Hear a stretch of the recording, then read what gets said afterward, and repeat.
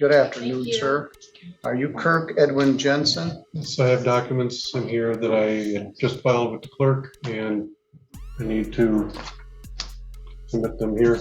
Is that this thing called non-statutory abatement? That's it. All right, I got it. I provided a copy to Miss Davis. It's entitled Kirk Edwin Jensen, Reign Citizen, Reign of Heavens, a set apart place with an address. Non-statutory abatement.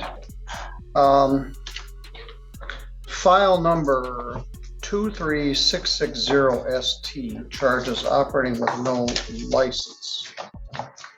Charge 23661, charge with operating with no license in your possession. I don't think you can be convicted of both of those, as I said at our arraignment. And then the third count is a civil infraction, no proof of insurance. Could probably be charged as no insurance, but it was charged as a civil infraction. I have the proof of that here. May I see it?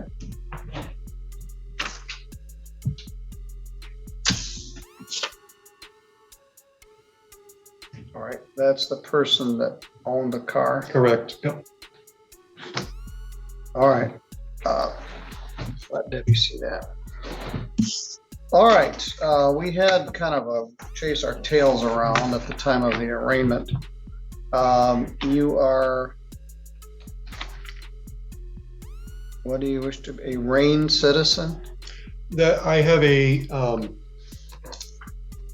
social compact and a body politic, which gives the authority for the credentials that I had when I had given them to Mr. Brooks at the time. And the officer that wrote the ticket. Right. You had said that you were going to try to get those from him and see them for yourself. Yeah, I don't know whether Ms. Davis got that or not. We did get additional information from the agency in Detroit regarding passports, and they confirmed they are fraudulent. So if this doesn't get resolved today with the plea as charged to these misdemeanors, then we will be amending to have felony charges. People call themselves different things. The common vernacular term had become sovereign citizen. And I do not claim that in any way, shape, or form. All right. I rebut that. I completely rebut that statement. All right. Well, I tried to think of a term for it. Well, just a minute. Okay. Let me get my thoughts together here. We had a guy, Mr. Aiken, a couple of weeks ago, and we went round and round with him, and he wanted a jury trial, and he didn't show up, and then he was found in contempt, and he went to jail. And I said, well, how about willfully misinformed defendant? That's too cumbersome, or willfully ignorant defendant.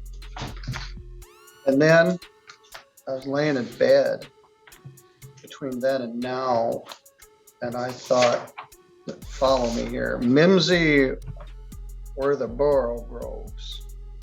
It's like, what the heck does that mean?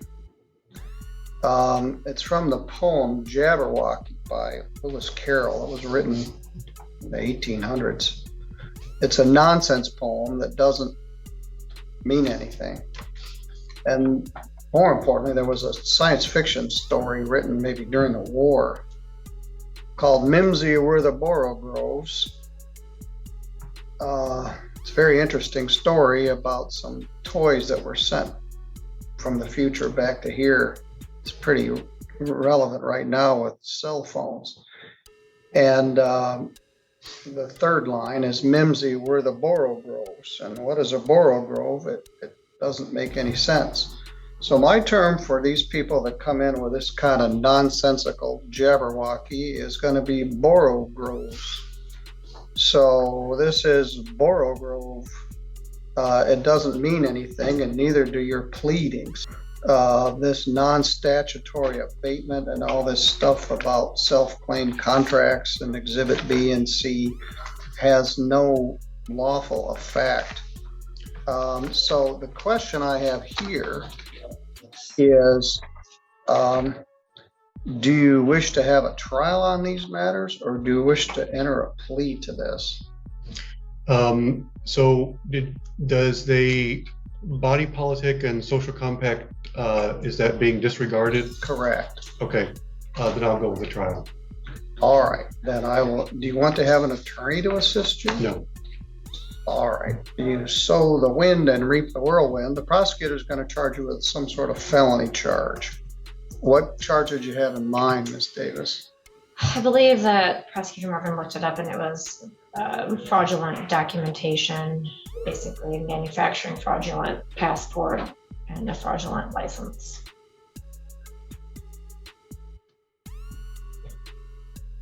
We talked about Conch Republic passports. Whatever you had in this false passport and some claim that somehow you had an international driver's license, you have to have a driver's license from somewhere to have an international driver's license. And this isn't it. Mm-hmm. And I had that too. I have that too, yes. All right. Well, one last question. The documents that were taken by Mr. Brooks, I want to make sure that those are entered in as evidence when the time comes. do you have those, Deborah? I do not have physical possession of them. As all evidence, it's held by the sheriff's department and the evidence lockers. So certainly we would introduce those as exhibits. All right. Well, you're always polite enough, but you're I stand this. firm. Well, this. I It's the stand problem firm with on this that. this is insidiously dangerous. People decide on their own that the rules don't apply to them, and even though they're polite and respectful, you're yanking my chain, and this is a waste of our court's time and Miss Davis's time. I intend to prove that All these right. things are correct. All right, maybe you do, but they aren't. This stuff is meaningless. And if everybody decided like you that they don't need a driver's license, they don't participate in our social contract, and they wish to use our public roadways and our streetlights and our court system, but hey, it doesn't apply to me, things would break down. The rule of law would cease to exist. So it's polite, but it's insidious and it's dangerous. What's next? I don't have the social contact, so I can punch somebody in the nose. I can kill somebody. I can sell drugs. The rules don't apply to me because I'm a RAIN citizen. Well, it don't work that way, at least not here in Michigan or in St. Joe County. Same rules apply to you that apply to everybody else. And you're going to get charged with a felony document fraud case. Do you want a bench trial or a jury trial? Jury. Yeah, the same thing. It's hypocritical. The rules don't apply to you, but you don't mind bringing in 30 of your citizens to come in and It's hear going to be this just stuff. me. It's just going to be just me. I'm going to set for a jury trial. Mimsy, we're the Borough Groves. That's what this amounts to. 'Twas brilling on their slithy ties. It's a bunch of nonsense. And so, Mr. Borough, I will see you on August 16th at 8:30. Your Honor, just to clarify a few things in anticipation of that. As far as service, Mr. Jensen, will you accept service at the email that you have on this non-statutory abatement? Correct, yes. Okay, so just wanted the clarification that I'm going to send a witness list to him, make sure that he has the supplemental report from. Yeah, there is Detective one thing Steers. that it does have some merit in here. He asked for discovery. So yes, your request for discovery is honored, and the prosecution will provide all discovery to the. Yes, so we'll be providing that to the email that's listed on this document that was filed And what today. email will I use to respond? Yours would, the email that it comes from, which is PROS at Okay. stjosephcountymi.org. As far as witnesses, the people would intend to call Deputy Kevin Brooks, Detective Sergeant Brian Steers, Chris Catone from the TSA, and James Herdman, Special Agent, Diplomatic Security Service from the Detroit office. So all that be included with the email. Yes, I will do a written witness list. So What's you that have it. officer's name? The last one, James Herdman, Herdman.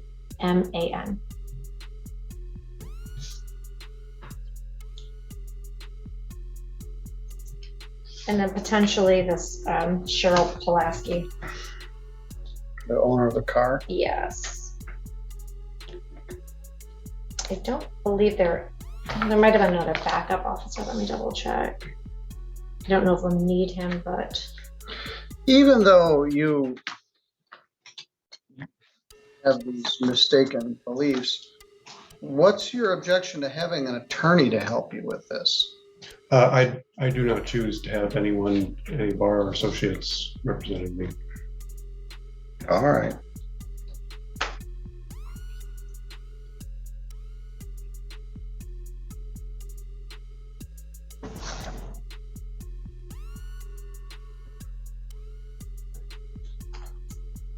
If it is not charged as a felony, in the meantime, you're to be here August 16th at 8:30.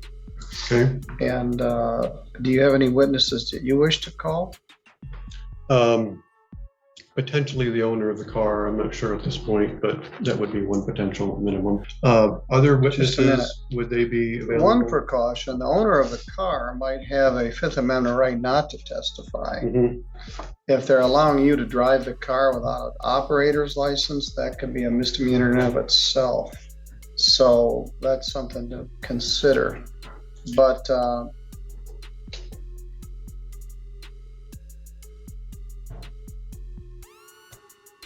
we'll address it further. We'll see what Mr. Marvin and Ms. Davis elect to do with this. For further witnesses, would Zoom be available? No, they be here live and in person. Okay. All right. Any questions? All right, you're free to go. thank you, Roman. So let's break down what we just witnessed, because this case is a perfect example of how dangerous misinformation can be inside a courtroom. The defendant walked in confident, armed with documents and arguments he clearly believed were valid. But none of those arguments held up under actual legal scrutiny. The judge stayed firm, explained the flaws, and ultimately made it clear: the law applies to everyone, no exceptions. What makes this case stand out is the escalation.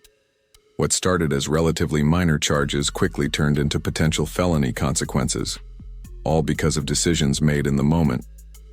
We also saw the risks of self-representation. Without a proper understanding of legal procedures and consequences, it's easy to make choices that hurt your case instead of helping it. The biggest takeaway: you can't override the legal system with personal belief. It simply doesn't work that way. Now I want to hear from you. Did the judge handle this perfectly, or should he have taken a different approach?